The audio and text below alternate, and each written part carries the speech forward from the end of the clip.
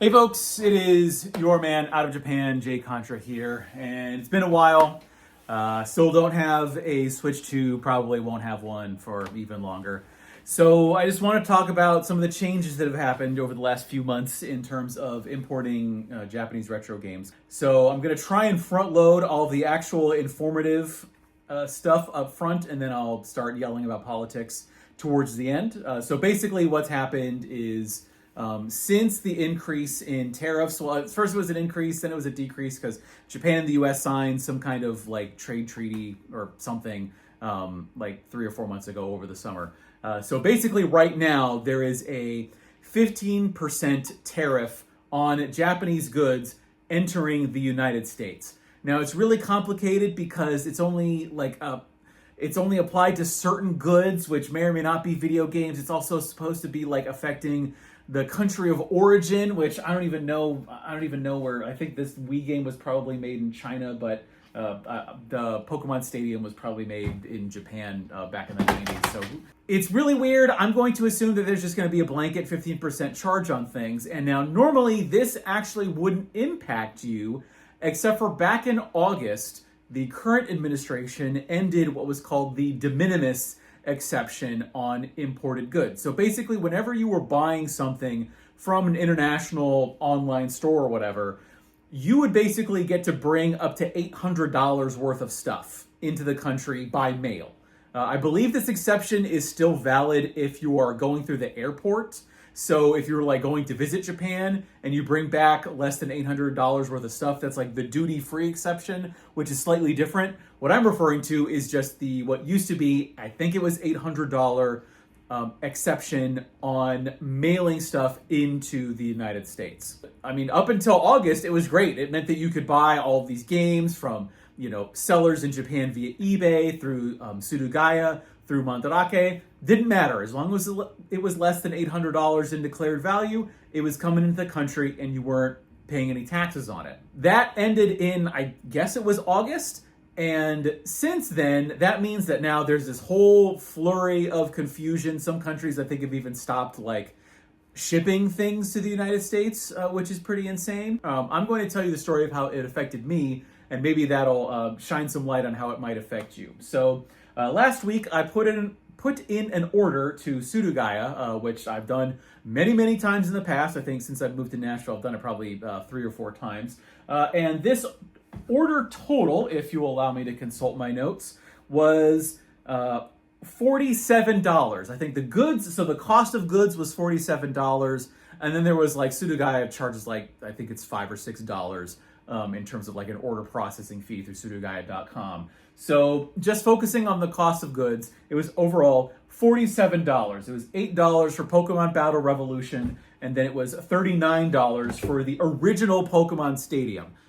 This is the full kit. It's really cool. It's actually, I just opened it. It actually looks like basically no one ever did anything with it, which is pretty amazing. I've been on a real Pokemon kick recently, which is why I picked these up. The current tariff rate on Japan is 15%. So I thought, okay, this is going to cost me what? Like $8 to bring into the country? Whatever, $8, I can afford it. No, it was going to still be cheaper to get it through Surugaya than getting it off of eBay. But yesterday, so this just came in today. Yesterday, I got something from DHL. DHL sent me a little bill. Before I could get this box from DHL, I had to pay the customs duties. And I thought, okay, $8, whatever, it's going to be fine. But I'm going to put that up here. The bill actually ended up being $26, $25.89 total. And I thought, that's interesting. That seems like a lot for an order that was totaling about $53 American. $26 is like 50%. That seems pretty insane. So I'm just going to break it down here. You can see the text there. So there was the first charge was $1.34 for regulatory charges. I don't even know what that means. And then there is the $7.55 for the tariff, which I think came out to like 15.3 something percent or whatever. Then there was the $17 duty tax processing, which I don't know if that's some weird brokerage fee. I don't know if that's DHL just trying to like make money on this whole thing. I don't know what that is, but $17 is absurd. And so this ends up being, again, $25.89, an effective tax of about 50% on this order. And that, to me, completely changes the value proposition of ordering through Sudogaya, of ordering through Amazon, of ordering through eBay in certain cases. We'll get to that in a bit.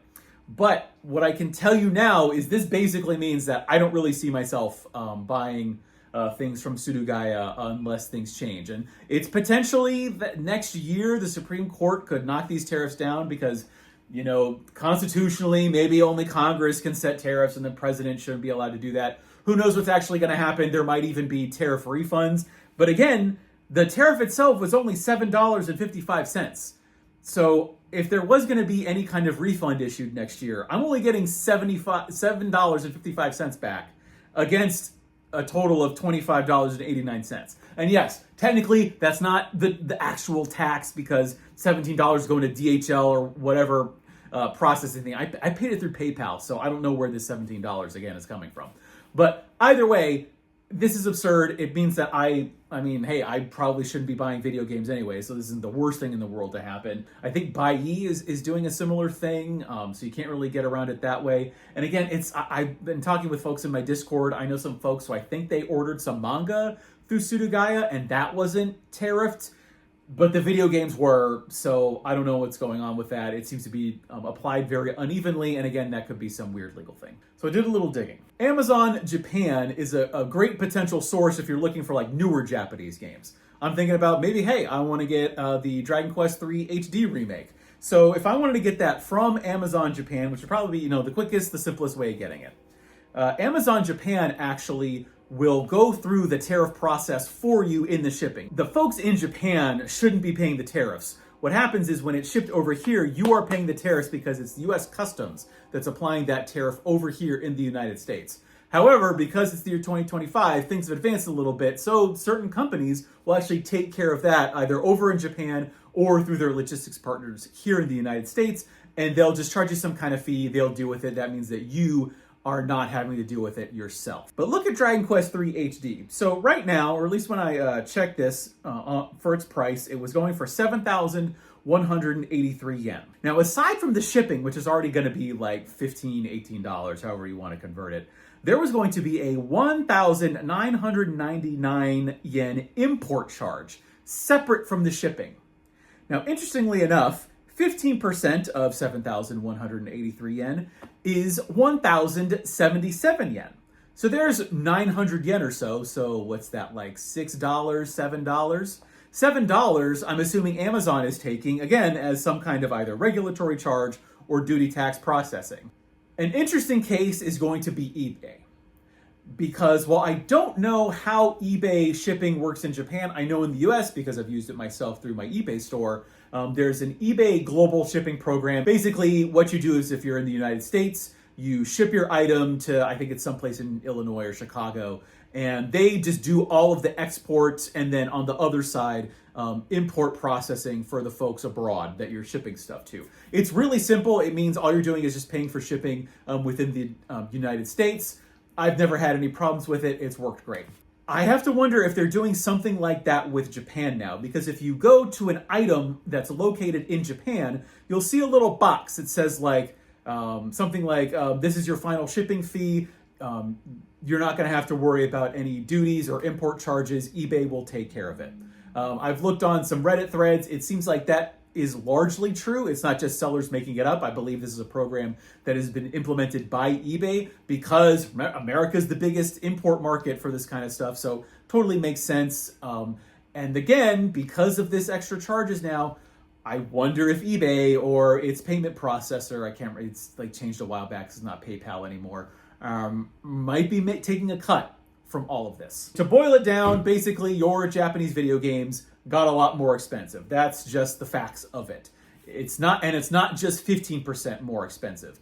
Depending on the value, because with this DHL thing, I don't know if that $17 is based on the final value of the goods. Is it based on a per item basis? Is it based on a per shipment basis? If I ordered, say, $300 or $400 worth of goods, is that processing fee still only going to be $17? Is it going to be more? But that's where I now want to transition to the politics of it all. I try and not talk about politics on the channel because really that doesn't have a ton to do with buying all of these old Japanese video games unless you actually get into the content of it, which then can very easily get political. And I often save my political rants for my stream over on Twitch, twitch.tv/jcontra, where I will speak at length about my political views. But I want to talk about it here specifically because this is actually something that is political and people can actually do if you want to go yell at your congressman or something. And because this is actually a specific government decision that is happening that is affecting you in a time where everything else is getting more expensive. And Japanese games were already getting more expensive anyways, and they just got a lot more expensive. And now I know that some of my European viewers they might chime in and say, well, they've been tariffed forever.